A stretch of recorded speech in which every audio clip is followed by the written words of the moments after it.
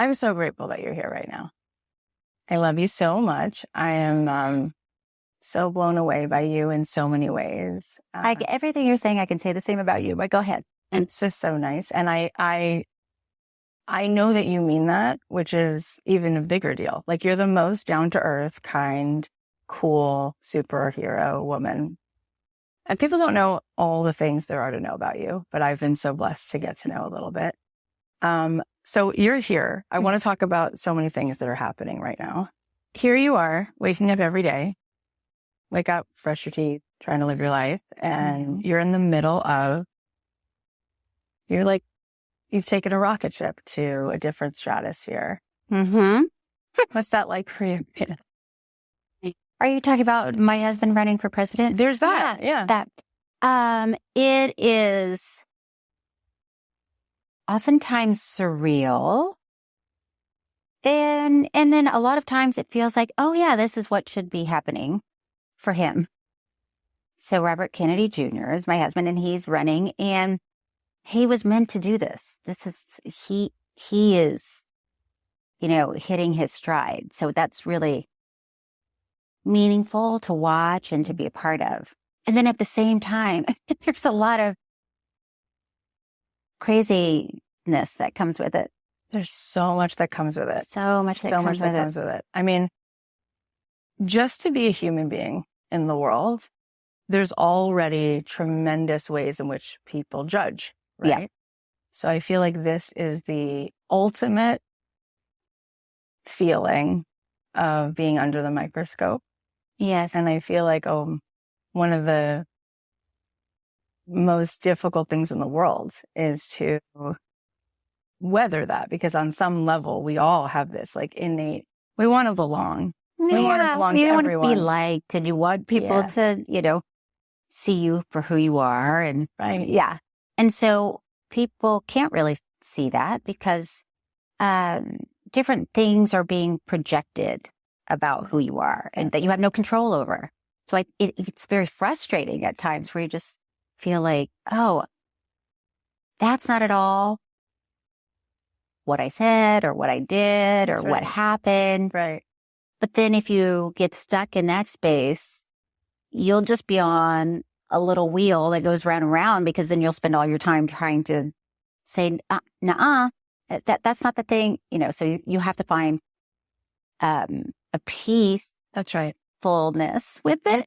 Yeah. And it's interesting what you said about projection, because we're all living in a projection. Right. And then, look at social media. Right. We're just projecting what we want people to see about us. Yes. And it's fun, you get to show your fun pictures. Yeah. But you're not showing your sad pictures on a bad day or That's right. when you can't get out of bed. You're just a highlight reel. You're just a highlight reel. It's so the character you play. Yeah. I've seen friends that go through divorces and other friends are like, oh, I thought they were doing great because I just saw pictures of Weren't them. They wearing matching plaid pajamas with their exactly. tails and Nantucket? Right. Yeah. And so it can just be a strange, stressful place. Oh, it's so stressful. But I think that people make people out to be characters when really you are a human being. And what we all have in common as humans is we all have the same secret, which is that we all want to be seen for who we really are. Mm-hmm. So I think everybody who's listening right now, everybody who's hearing this message needs this lesson. You're just having to go through the most Olympic test version of it, right? So it's like, what have you learned about how to find your own well-being in a sea of all these people's projections and stories?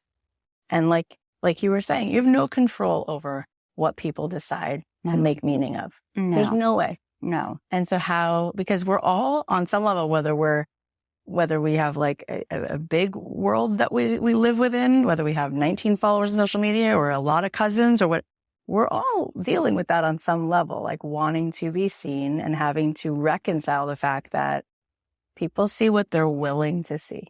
Yeah. They don't even see until they're willing to see it. Right. It's a choice that they're making. Right. So I mean, for me, I have to not judge other people for even having feelings about if they like him or they like me or they don't, or they think this is wrong or that's right. It's okay for me. Like, I understand people have a lot of feelings and they should, and opinions, and that's okay. So I think I have to always, you know, we always say this, right? Live in the now, but sometimes, and I'm sure this is a universal feeling, or I should say, I can get stuck in the, oh no, what if that thing happens? What if the thing happens that I'm so afraid of? That thing is going to happen. And then you can find yourself worrying about all these things that aren't happening. And yes, it's true, they could happen. But they're not happening now. Right.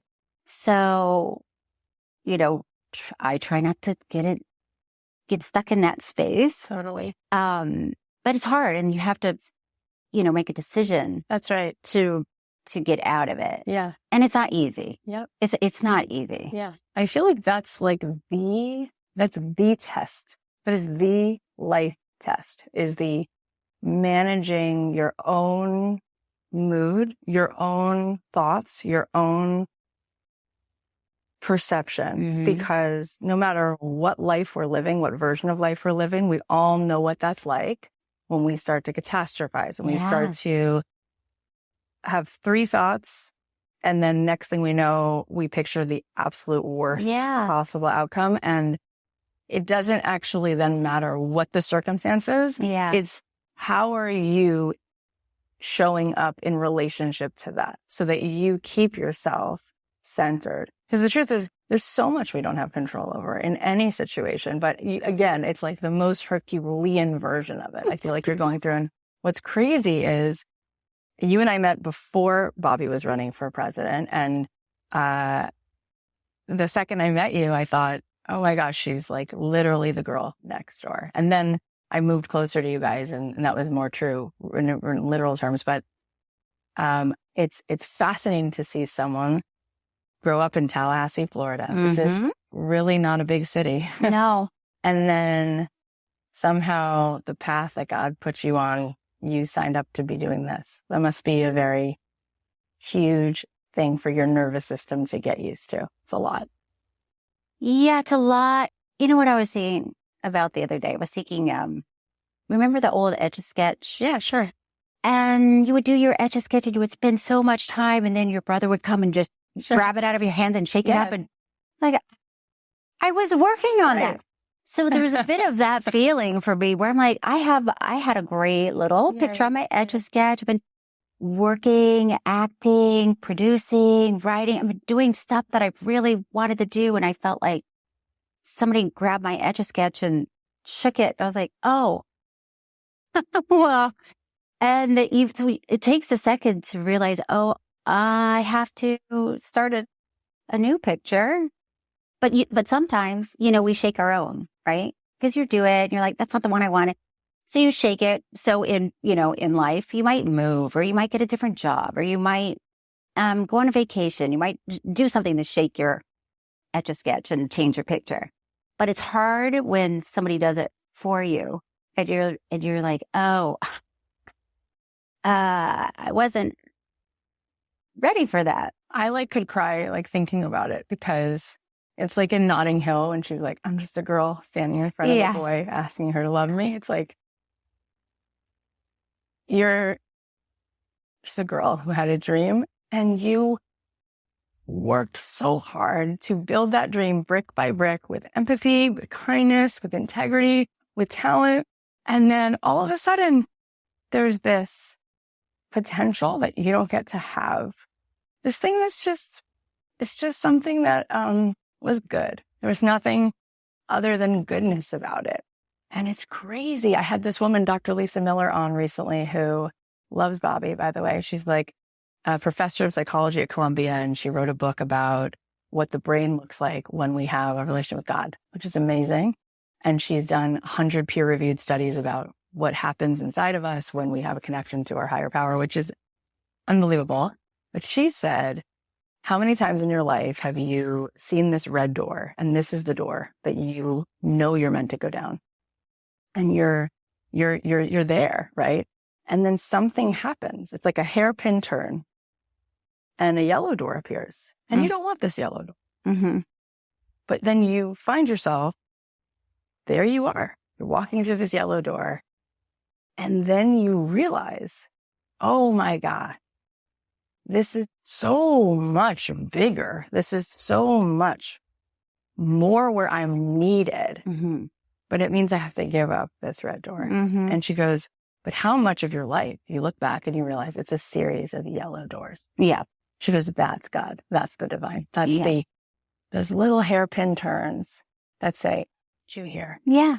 And I can't imagine, because of all the yellow doors I've ever seen, this is the most Yellow. What's the most yellow? It's like a canary yellow.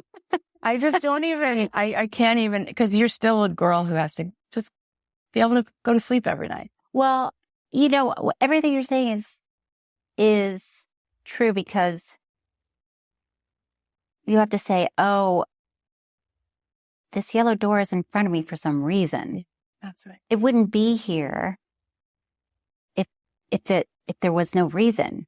So when Bobby told me or asked me if he could run. Right. Do I have your blessing? I mean, it's probably a good thing to discuss. Yeah, it's a good I get thing. the car details. What do you think about Oh, this? and by the Do way, you like DC and them? Yeah. It's like, Cherry what? blossoms? Yeah.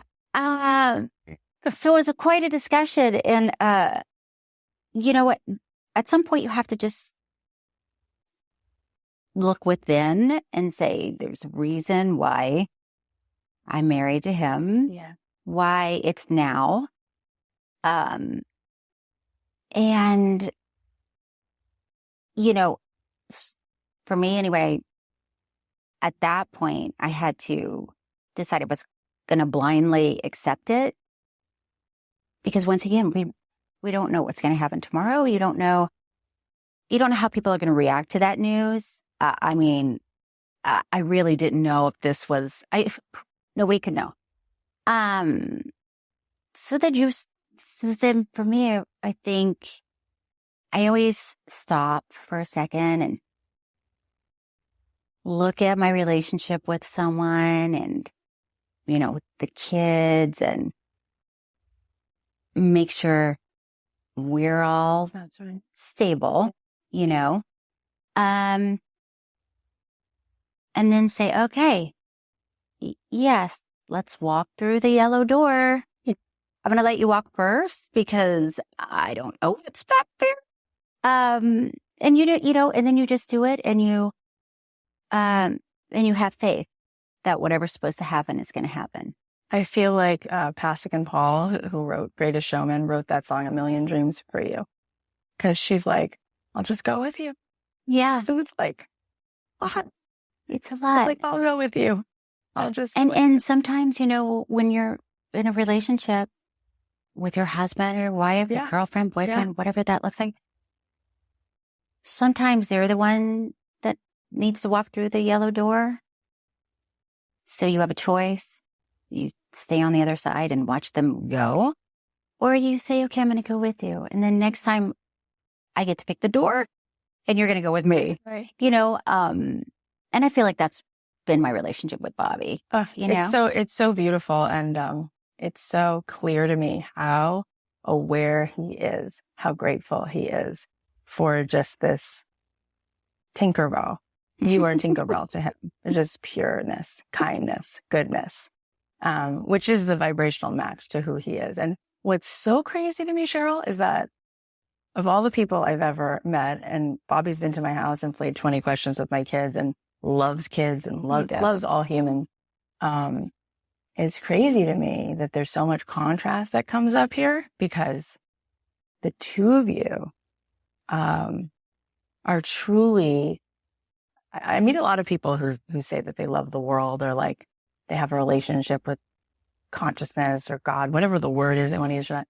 But I don't know any other two people. And I know a lot of really beautiful, spiritual, kind, yummy, good souls Marianne Williamson's been on this show a couple of times. Deepak's been on this, like great, amazing people who I personally, me, Kathy Heller, in my experience on earth, I just haven't sat with anyone who has the genuineness, the goodness, the love, the way you both talk to any person.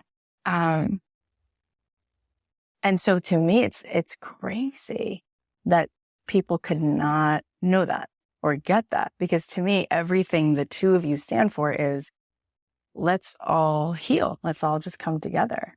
Yeah. I don't listen to each other. So say something about, what do you feel like people get wrong about him that they need to maybe know? Well, it's like you said, Bobby has a great appreciation for every person, everybody. We've traveled a lot around the world. We've been to, little villages in the middle of nowhere. And he wants to know those people. He wants to know people from every walk of life, and not just what's your name. He wants to know, where did you come from? Do you have kids? Tell me about your kids. Tell me what you do here. And he has a genuine interest in people.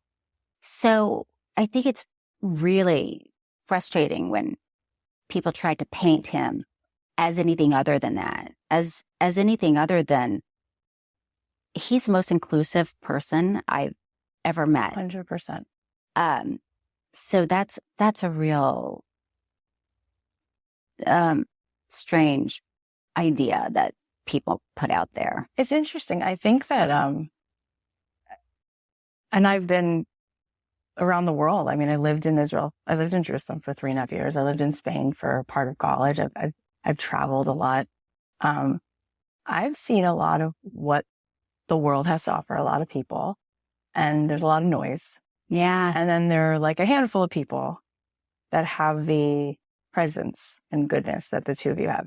And it's almost like, because so many people have proven to be untrustworthy or broken people's hearts or had these like really scary agendas, it's almost like they can't see that someone could really, truly, actually want everyone to have a seat at the table. That's really, that's the agenda. The agenda is to include everyone. Right. And that to me is, how could that be polarizing? It's like, and it's fascinating because we're in a time where we're so in fight or flight. We're so divided that for someone to say, let's really sit together.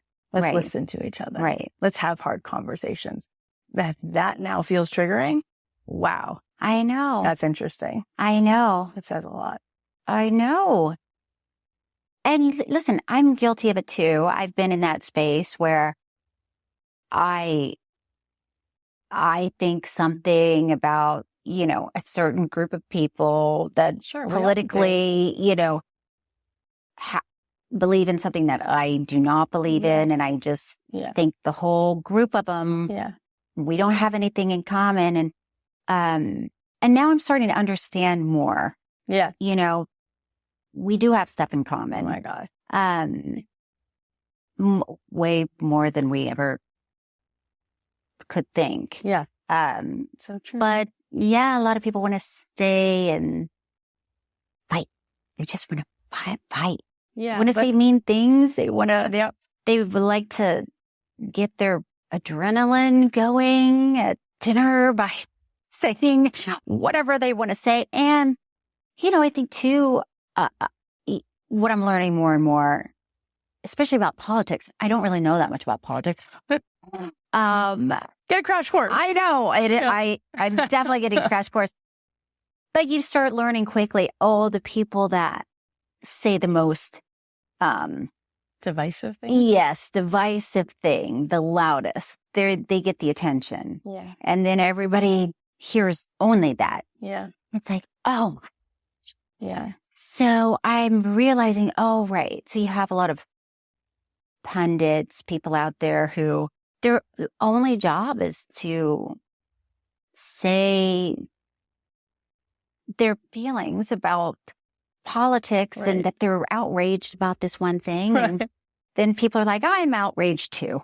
Right. And then it's just like a weird whirlwind people are stuck in. Yeah. It's strange. It's so strange. When we were growing up, it was just such a different thing to say you liked Reagan or Clinton. It was fine. It was just Right. like saying, oh, I prefer facts of life to family ties. It was okay. It Right. wasn't a big deal. Right. Now it is life or death. So polarizing. I'm not going to even talk to my family member anymore because it's like, wow, like I know. have always felt like it's so it's only one tiny aspect of who we are. Like for me, if I meet someone, it's like, how's your heart? How you doing today? Yeah. You feel lonely today? You Yeah. feel good? Because we're all like 3 bad days away from not feeling so great. Right. So to me, it's like, why do I need to know who you voted Right. or to make a decision about everything about you? Yeah. It tells me something about you, right? Right. But there's so much there. So Yeah. I feel like we need to get back to, like you said, listening to each other, being Yeah. together. Yeah, because I feel like there's something very like epic and new earth, new world about this that's happening. And that's why we see, no matter what the news says, I feel like people are actually feeling your heart, his heart.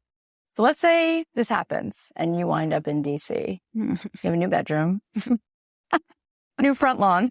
What would you want to do with that? What would you want to use that platform for? There are several things, but I did a lot of work in schools and public schools in different communities and especially underserved communities and kids and teachers, schools that don't even have working bathrooms and kids that don't have enough to eat. The only time they eat anything is when they're at school. And I just find that to be unacceptable in this country.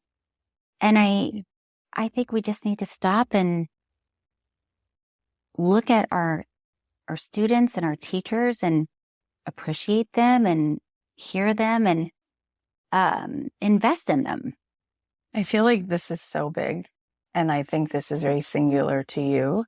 I think you as First Lady, I mean, can you believe what we're saying that? No, it's weird. It's crazy, but it's real. Like this is real now. That would be so radical because you grew up similar to one of the kids that you just talked about. That's true. People don't know that. No, I was on free lunch when I was in grade school, and I didn't really know, you don't really know when you're a kid. It's like, I know I'm standing in a different line with a ticket and I know the other kids don't have tickets. And so this must be weird. But that's what we did. And I went through life experiencing public schools, like really not having enough money, summer camp or things like that. Or even if I went on a high school field trip, I had to, work at the school because we couldn't afford to give money for the field trip. So I had to like work harder and do stuff to earn it, which was okay. It, like you're saying, it makes you who you are. But I've seen it through a different lens. Yeah. But when I say different lens, I think the majority of people have had moments like that. They've had years like that. That's right. They've moved through it. But, I don't know one person who has ever said to me, my life has been great. Yeah. I've never struggled in any way. Yeah. That's the secret. We all have the same secret, is that nobody knows how much we're carrying. Right. But it is unique in this lane for you to be a person who actually knows what that's like. Yeah. Right? How many first ladies like could say they didn't know what they would eat. Right. They didn't know if there'd be enough in the fridge. Right. Yeah. And I think real leadership is not look at me, but come with me. Yeah. And I've been there. So empathy is I've been in that well, so I know how to help you. I know your address, right? And it's interesting because there's so much of a focus on Bobby, which there deserves to be because he has so much passion and so much he wants to do. And at the same time, as we're sitting here, I think we're in a chapter where women really are meant to have this space to lead.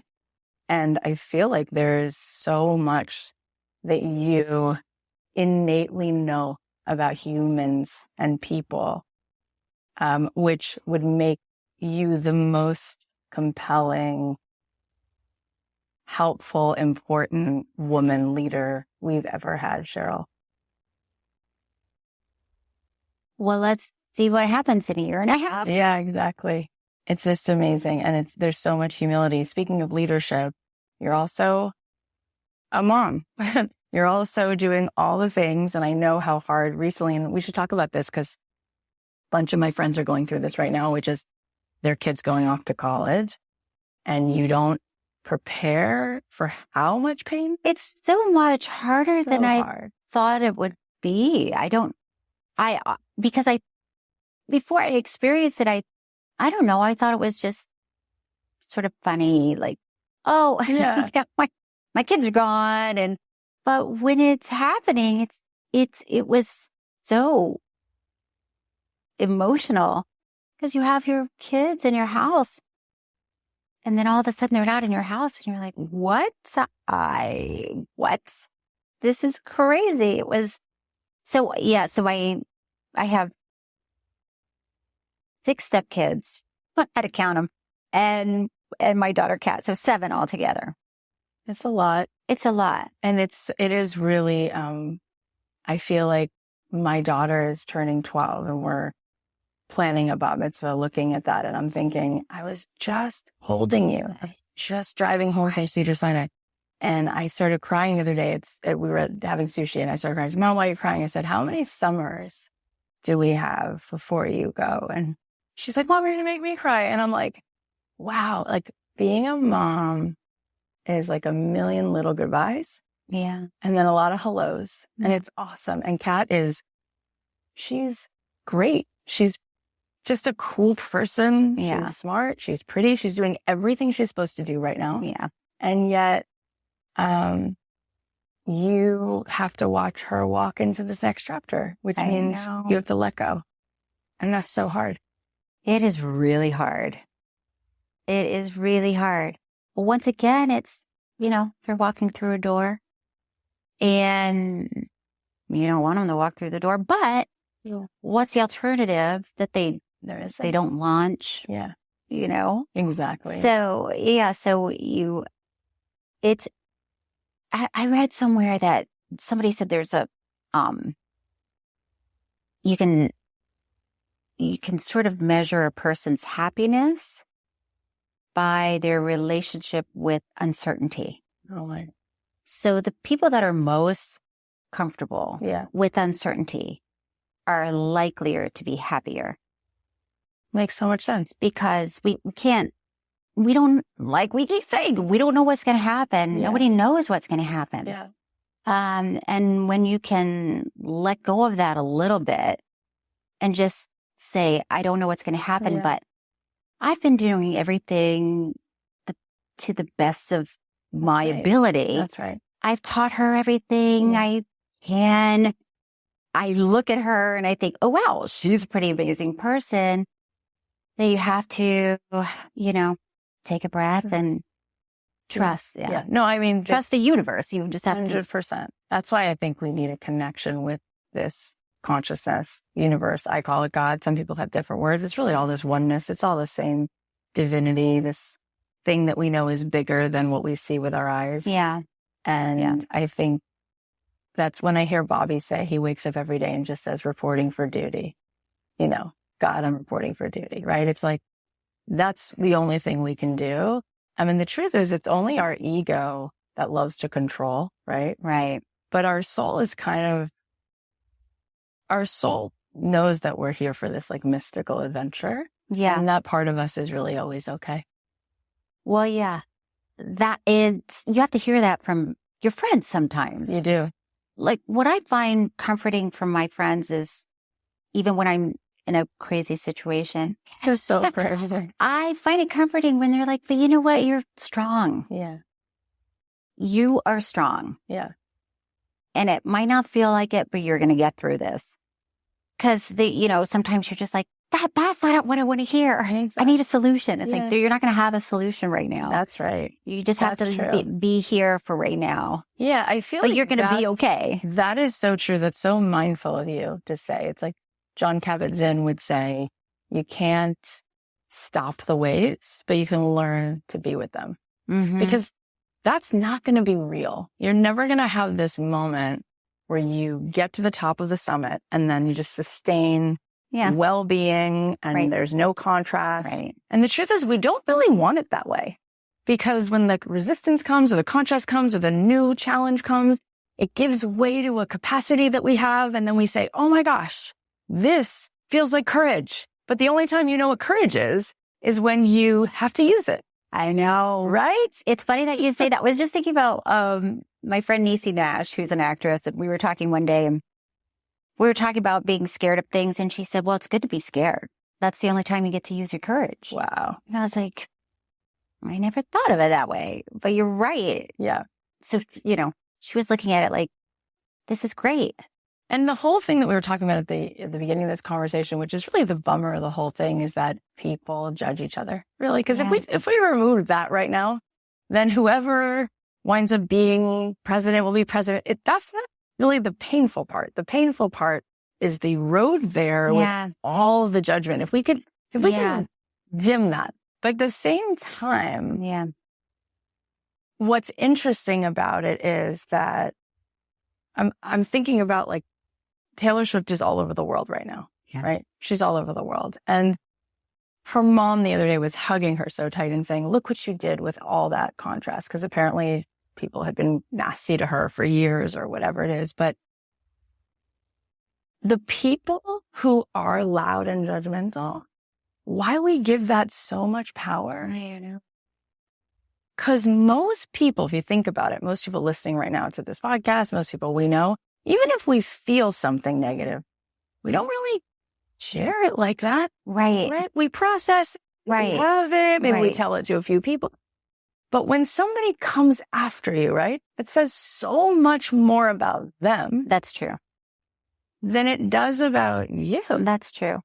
And I think that's a lesson ever, because I mentioned Taylor Swift, because at some point she said she turned off the comments on her social media because she was like, this is painful. Yeah. And then you think about how much visceral joy she's giving the world right now. Right. And she's boosting the economy and whatever. I don't know her personally, but it seems like there's a lot of confetti she's sprinkling right now. And to think she could have been capsized because people are in the comments. At the end of the day, some people don't like Italian food. Some people don't like Seinfeld. And you're just like, how is that possible? Right? Like, how is that possible? You're possible. never gonna. You don't have to yell at that person. This delicious peach, and people go, "I hate peaches." Right. So the fact that we spend time on that, that's what has to stop. Right. That says something about our own willingness to co-sign judgment of ourselves. It's like we all have to let that go, so we can just be who we are, and we need different instruments in the orchestra. Like you wouldn't want everything to be the same. And my rabbi was saying to me that oneness is not sameness. Yeah. Love is we're different. And this is called grace. I love you. Yeah. Is it really love if you need the person to be just like you, think just like you? Right. Is that love, or is that, what actually is that? Right. If it's required, I mean, there's this beautiful girl who works for me, Taktiz, and she's Muslim and she wears a hijab, and we love each other. And we don't see the world exactly the same. And we learn from each other. And I love that. Yeah. Yeah. So I just think what you're doing is having so many ripple effects. But meanwhile, I love that the world gets to be reminded that you're a girl from Tallahassee who grew up eating free lunch. And this is a lot. And we should be like just sending you guys tremendous love. Speaking of Kat, Yes. you guys in the middle of all this, as if you had, I don't know if you have 9 days in a week. I don't know. You have 7. I don't know. I have 9. You started a business. I added a few. It's called Hines Young. It's called Hines Young. Why did you start this beautiful business? So, like you were saying, here, this has take it off. Yeah. So my daughter's name is Catherine Young. Yep. So okay. Here we go. The truth is, I love that you have a project together. What was, what was behind that? When I realized, when she was a senior in high school, I was gearing up for, oh my gosh, this can't be the end for me and Kat. She can't. So I always wanted to start a company, and I talked to Kat and I said, would you like to start a company with me? And she's like, sure. And then we started working on this company. We wanted to start a line of self-care things that we love. Love that. And we wanted to do it without plastics, without single-use plastics. That's been a big deal. So good. I was going to say hurdle. It is a hurdle, but we did it. So and it's a fragrance line. So we have 4 different fragrances. So Kat and I got to work together on each fragrance, what it's called. Tell us what they are. What it smells like. I know they do. Okay. So all of these are made with the best, my stomach's growling, with the best ingredients. Here was another, there were a few things that we really wanted to accomplish with this line. And one was to create like a luxury line that is affordable. So if you're a teacher or a nurse or somebody, and you're not making I love that. tons of money, you can still have a really great product. And so this is a body cream. The number 1 ingredient is organic aloe. And it's got and which vitamin scent B. is this one? This is hyannis seagrass because we spend our summers. You went right into Boston there. We spend our summers in hyannis. Yeah, so this is very fresh, and smells like being outside at the beach. I love this. This one's our most popular. I was going to say unisex. Oh, most unisex. But we call it unisexy. Okay. This is our most unisexy fragrance. And then, Key West Sunset. So I'm from Florida. Yeah. Have you been to Key West? No, I've never been to Key West. Okay. If you go to Key West, during sunset, everybody goes, they stand at the ocean and they all watch the sun go down. And when it goes down, they all clap. And it's so cute. It's so beautiful. So this little Key West sunset. By the way, I love that. It's like, just because something happens every day doesn't mean it's not a miracle. It's not a miracle. And I feel like we should clap for everything God does. We should clap for sunsets, all of us. That's our tradition. So this. Oh my gosh. What does it smell like to you? It smells like coconut. Yes. Jimmy Buffett. It's supposed to smell like vacation. It smells great. So we worked with our designer, if you will, and she helped us come up with, and it's a little bit pink because it has real vanilla in it. I love it. So it has its own little. Good. Okay, so Hyannis Key West, Pacific Isle, because we're on the Pacific and we have lots of beautiful islands here. And I didn't want to leave out the West. Yeah. Oh, this is beautiful. And this has frangipani. Oh my God. Frangipani are those little white flowers, and it has lime. It's really beautiful. This smells like when you walk past a wall of jasmine and you go, what is that? This smells amazing. So it sort of smells like Hawaii. Yeah, it smells like Hawaii. Yeah. And then this, I actually went to Capri for my honeymoon. This is called Capri Honeymoon. This is one of, this is Kat's favorite. This smells so good. This is our. So it's organic, all the stuff because I can. We try to keep it as organic as possible. So we do have, like I said, like organic coconut. We have. This one's like moody and sexy and like, do you want to put on some berry white? Yes. This is like really good. You can try it. Okay. It feels so good. Oh, This is like, we like to think of it like night jasmine blooming and you're outside oh, so good. on the terrace. Who knows what's going to happen next? Oh my God. Isn't that nice? Yeah. Speaking of who knows what's going to happen next. Yeah. I love when you and Bobby put something on Instagram together and I'm like, okay, can we at least all be clear that they're the hottest couple that's ever run for president? Like, I'm like dying, going, oh my God, the chemistry, the heat. He looks like an action figure. He's pretty cute. And then you forget it. And I'm going, Forget about it. we deserve to have the hottest president and first lady.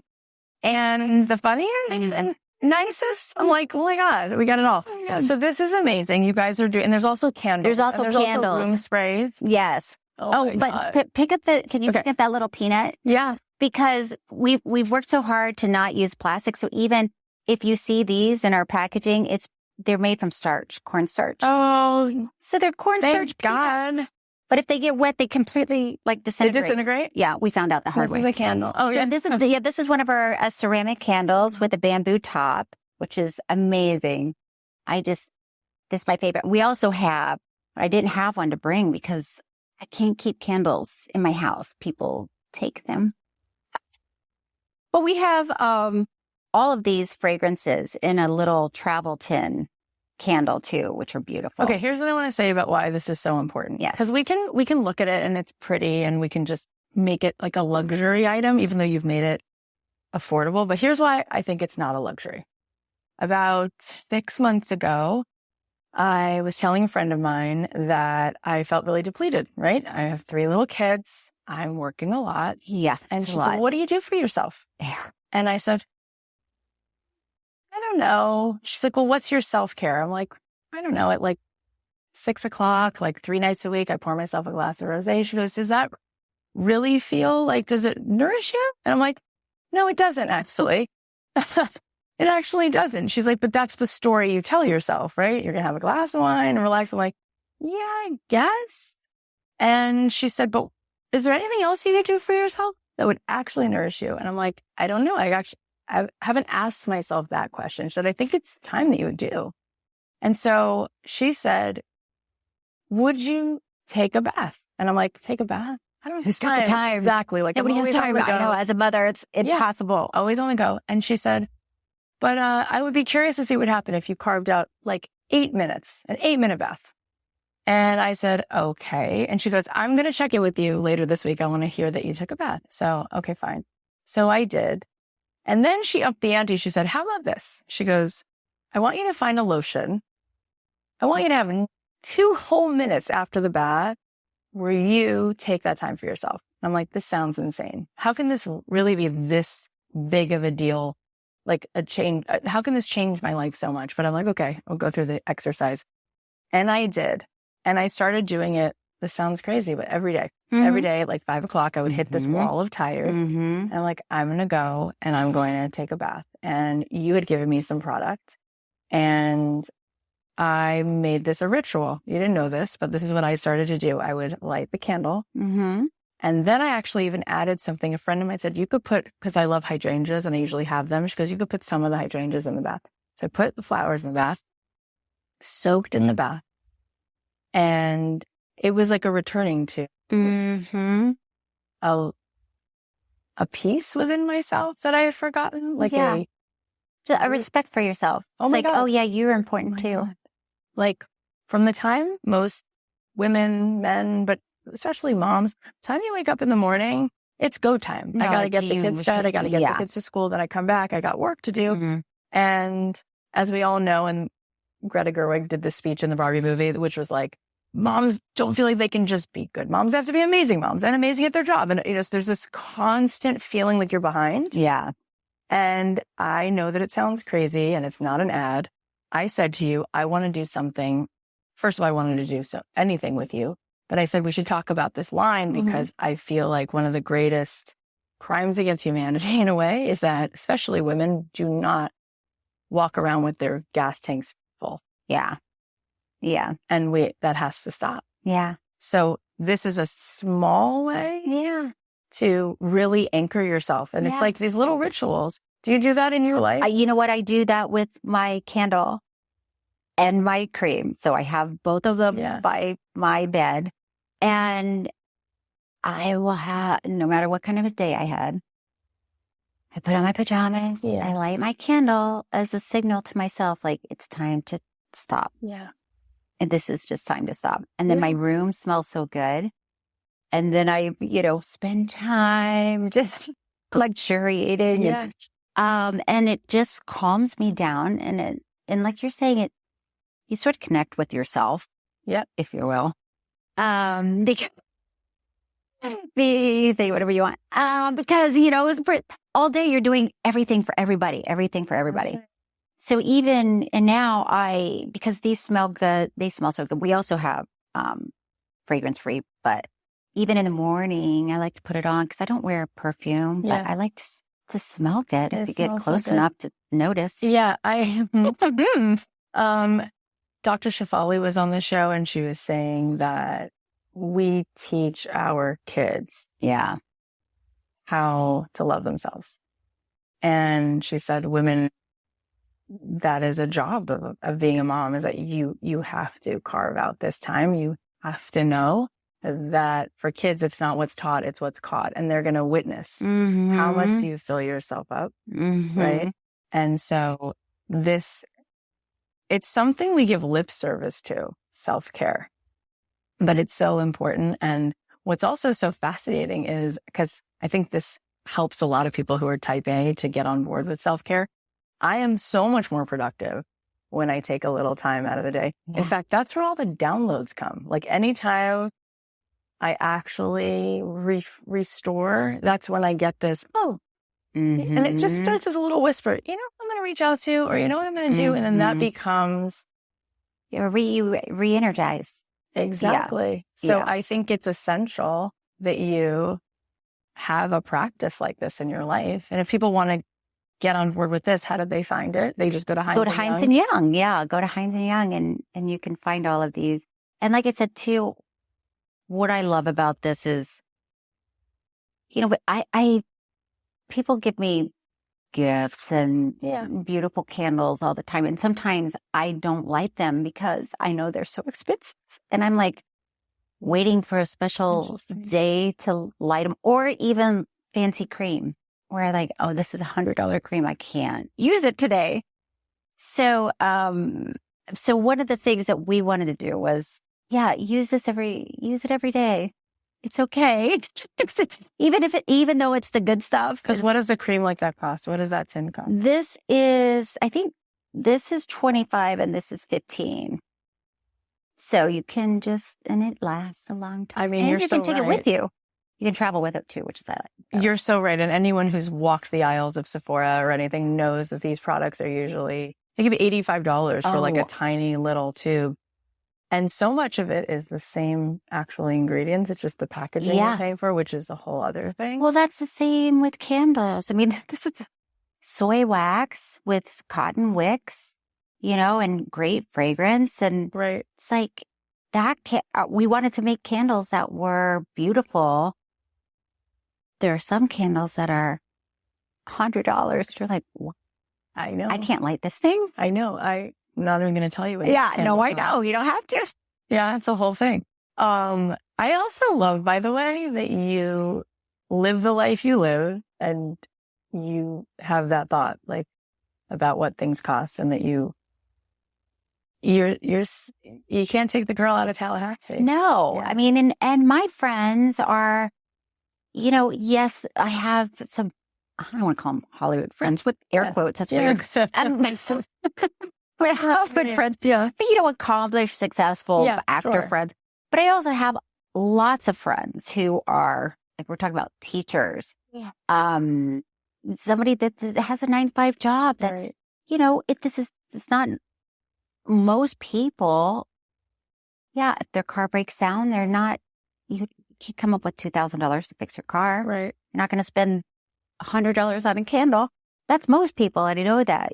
So we really wanted to create something that a lot of people could enjoy. I think it's amazing how I honestly, it's almost like someone took this girl and put you in a snow globe and it's moving all around you, but you stay who you are.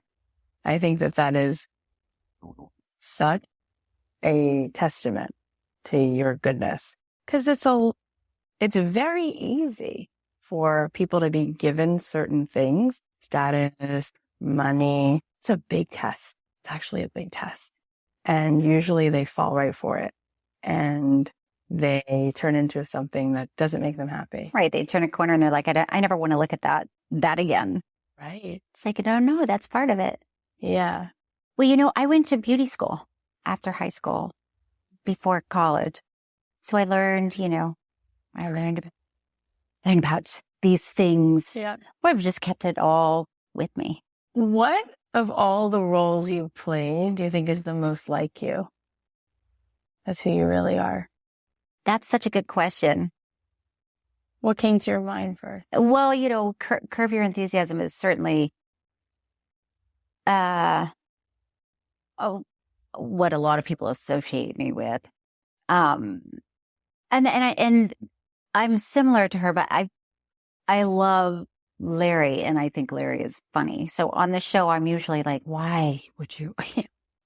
I'm upset with them. Why would you do that? When in real life, it would be 100%. hilarious. Yeah. And then when I did Bad Moms Christmas, there's a part of her because I play Kristen. Oh, Kristen Bell. Yeah. I'm like, yeah. I thought you were thinking the name of your character. No. So when I was in Bad Moms Christmas, I played Kristen Bell's mom, who just loves her daughter like You're way too too young much. to be her mom. Well, thank you. Sense. But okay. But I'm always like smelling her hair. And my daughter Kat's like, Mom, you do that because you do that. And I said, I know. I said, so there's a part of me in that film where I'm just like, yeah, when my daughter's around, I just need to I like her and I need to be in there too much, where it's like, okay. I feel like, why do we have to decide that just because you're about to be the most powerful woman in the world, why can't you still be an actor who also writes movies? I'm serious. I mean, listen, who knows what's going to happen? But I'm saying, let's say that happens. Why does that have to stop? It doesn't. I don't even get it. I love how people love to compartmentalize everything. Like, if I do this, I can't do this. Right. And it's like, I only see the opposite. I feel like Marianne Williamson said to me that even the people who've done the most impactful things didn't scratch the surface of their potential, right? Mm. So I think maybe that's all a big lie. I think maybe that we all have this way in which once we're really willing to just say, here I am reporting for duty. How would you use me? Where would you have me go? What would you have me do? Maybe there's just a multi-hyphenate that comes along with this. Yeah. And maybe, because the truth is, the way that we learn everything is through storytelling. Yeah. That's it. And communicating with people. Yeah. Well, it's interesting because First Lady is not a job. I don't know why that makes me laugh. No, that's funny. Because it's not an actual job. Right. So it's interesting. I don't really, to be perfectly frank with you, I don't know what that position looks like or what they're even expected to do. Right. I'm not going to worry about it until we get there. Is there a First Lady orientation? I'm like, okay. You guys text me if that happens, and I'll show up. And, oh my God. But yeah, it's an interesting idea. I don't know what. And here's the other thing too. When in the middle of all this, my therapist was like, at the beginning, when I was like, oh my God, what if this happened? Yeah, it's a lot. That bad thing is going to happen. People are going to come after me online just for being alive. And he's like, that's true. And, I'm just looking at all the things that are horrible things that are going to happen. And he said, now you have to spend that much time thinking about all the good things that could happen. Oh, I love that. And I was like, ew, I haven't even thought about it.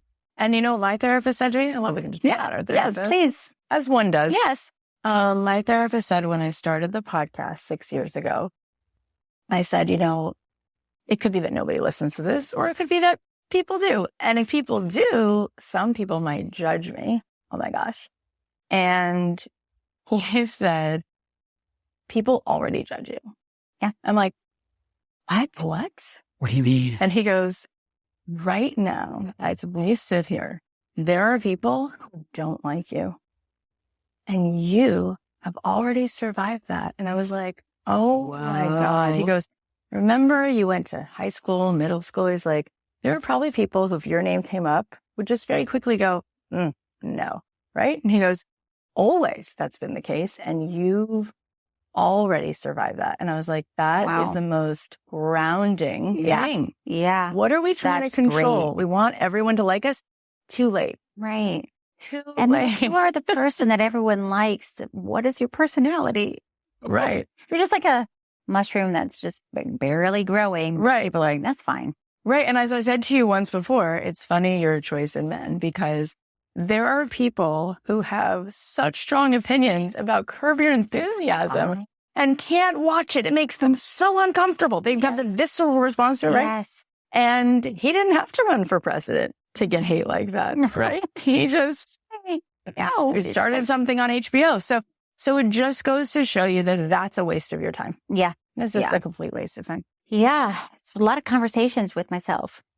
Oh my God. So what we all do every day. Yeah, we all do that every single day. I feel like if you, being where you are in this moment, ask yourself for a second, what is it that you are supposed to tell other women in the world who are trying to do their best, be a good mom, live their life? Like, what do you feel like you are learning at such high speeds right now that might be something they need to hear? I think it echoes what you were just saying. You cannot spend time concerning yourself with other people's judgment. Yeah. Because you can't control it. And like you said, everything you do, people aren't going to like everything you do. And it's already happening. It's been happening your whole life. There are people that don't like you, and you're okay. Yeah.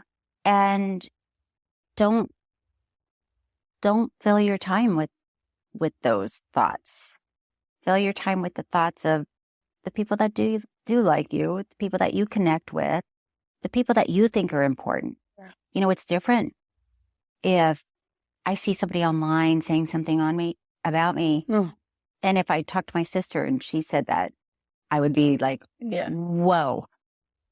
So I'm always, my barometer is the people around me that I value. Yeah. Isn't it amazing? There's like 8 billion or so people in the world, but really we all have about 9 friends. Yeah. Like really there's like 9 people. Yeah. That are really your whole world. Yeah, it's true. And so if those 9 people all said the same thing, and that person just tweeted at me, I guess it's X now. Yeah. I would need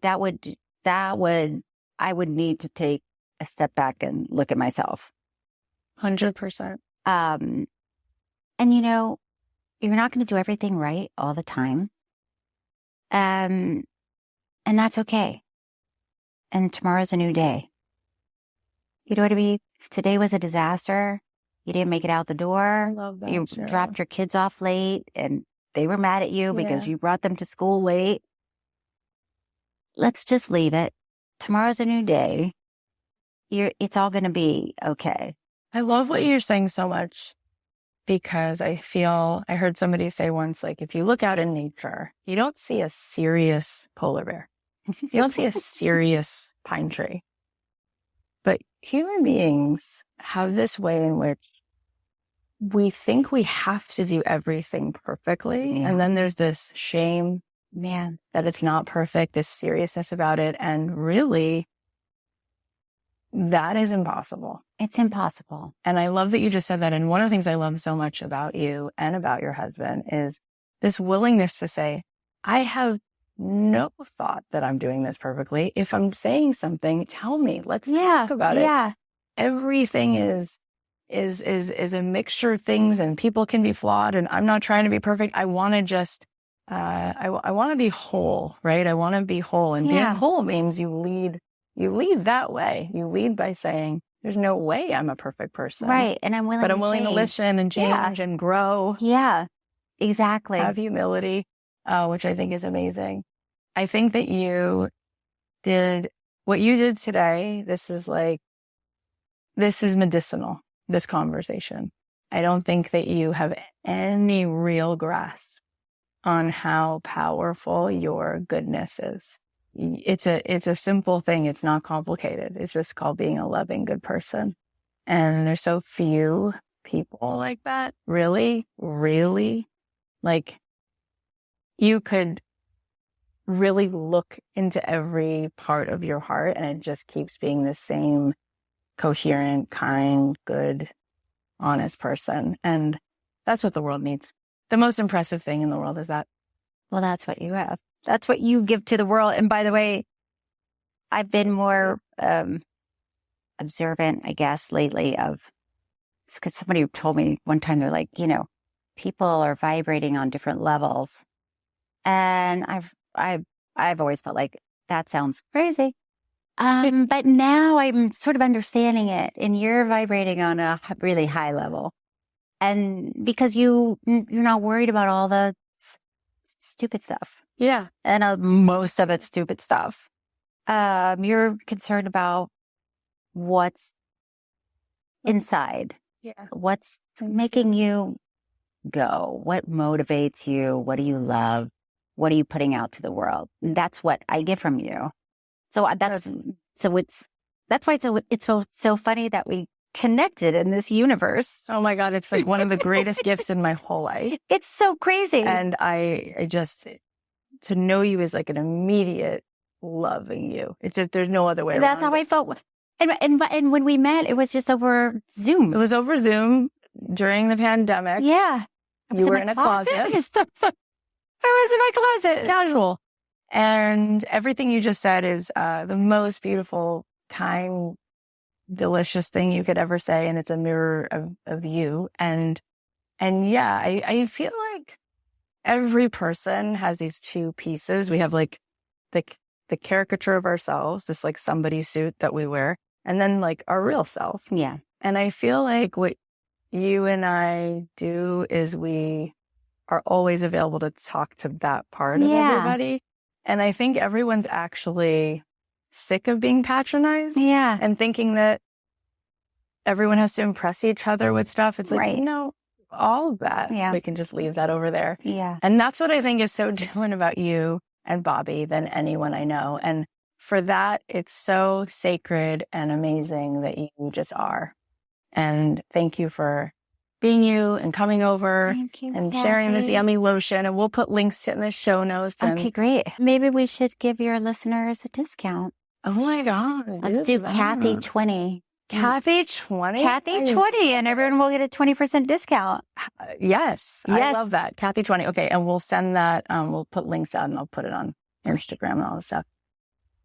Every single day, think about you and just ask God to like cover you, protect you. And, thank you. Just know that for everything it looks like, there's so much love and so many people who really do get it. Like really, really get it. And I don't even mean whether that means they vote this or that way. I mean, they're just people who get what love looks like. Yeah. And they're not fooled by anything else. So I just want you to know that that is there. I appreciate that. And, we're so excited to just keep watching you on this mystical, magical carpet ride. Thank you. Thank you, Kathy.